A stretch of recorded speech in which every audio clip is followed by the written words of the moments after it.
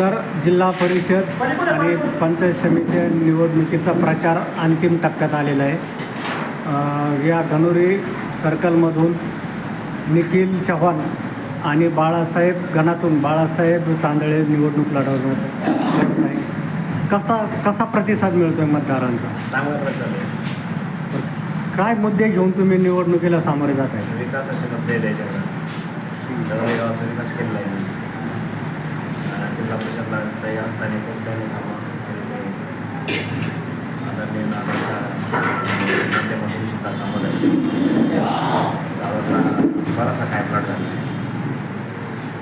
आणि बाळासाहेब तांदळे उपसरपंच पण राहिले आहे, त्यांच्या माध्यमातून काही कामं केली? हा रस्ता भरला आहे समोर. सिमेंट रस्ते झाले, रस्ते झाले. गावाचा बराचसा लेन झाले.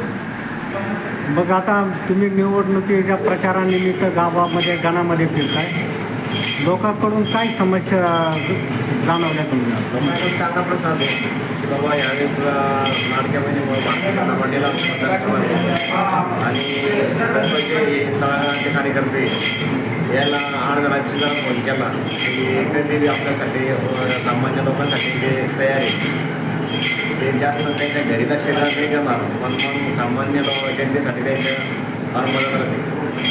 पण आता काय समस्या आहे गावामध्ये? गावामध्ये आता समस्याच तर आता नवीन हे झाल्यानंतर पंचायत समितीनंतर बरेच राष्ट्रीय काय होते त्याच्यामध्ये शेतकरी विहिरी या समस्या राहणार.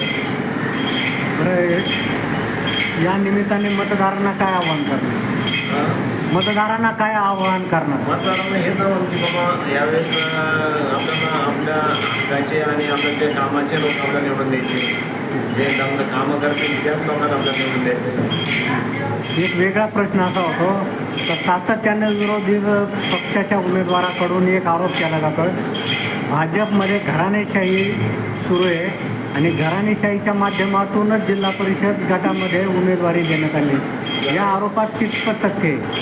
नाही, याच्यामध्ये काहीच तथ्य नाही. घराणेशाही नाहीच ना. हा पंचायत समितीचे साधारण उमेदवार आहे, जे तळागाळातले कार्यकर्त्याचे उमेदवार आहे आणि जो जिल्हा परिषदचा उमेदवार आहे त्याचे ते अनुरागचे पुतणे त्याच्यामुळे त्याने खूप गावासाठी याच्यासाठी चार पाच वर्षासाठी त्याने खूप कामं केली.